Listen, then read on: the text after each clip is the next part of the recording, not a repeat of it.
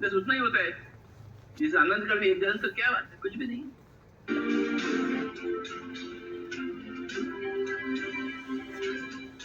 అర్జునుడు చెప్పిన దానికి కృష్ణుడు ఒప్పుకుంటాడు. కానీ అన్నాడు, అభ్యాసేనతు కౌంతేయ వైరాగ్యేణ చ గృహ్యతే. కానీ ఓ కుంతిపుత్రుడా, అభ్యాసము వైరాగ్యం, మనం ఈ రెండు విషయాలు తెలుసుకుందాం. అభ్యాసం అంటే ఏమిటి, ఏమిటి ప్రాక్టీస్ చేయాలి? అభ్యాసం అంటే ప్రాక్టీస్, ఏం చేయాలి రోజు. మరి వైరాగ్యం అంటే ఏమిటి? మన పిఎస్ఎస్ దృష్ట్యా ఈ రెండు పదాలను మనం తెలుసుకుందాం. అధ్యయన అంశం ఈ రెండు పదాలు, అభ్యాసము మరి వైరాగ్యం. ఏమిటి అభ్యసించాలి? ఏమి కసరత్తు చేయాలా, జిమ్కి వెళ్ళాలా, ఈత కొట్టాలా, కొండలు ఎక్కాలా, ఏం చేయాలి? ఏమిటి ప్రాక్టీస్ చేయాలి? వాట్? మొట్టమొదటి నువ్వు చేయవలసింది, యోగంలో ప్రవేశించాలంటే ఫస్ట్ ఏమిటి అభ్యసించాలంటే సజ్జన సాంగత్యం అభ్యసించాలి. సత్యం తెలుసుకున్న జనుల దగ్గర నువ్వు వెళ్ళాలి, వాళ్ళతో కూడి ఉండాలి. ఇది అభ్యాసం చేయాలి.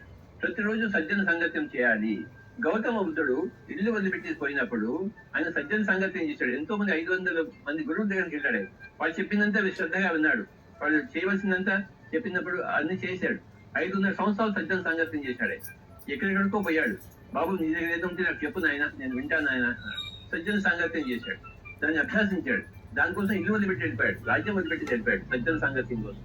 వెంటనే తీగ దొరకదు, తీగ తాగితే వెంటనే డొంక కూడా కదలదు. కానీ పరంపరగా తీగ దొరుకుతుంది మనకి.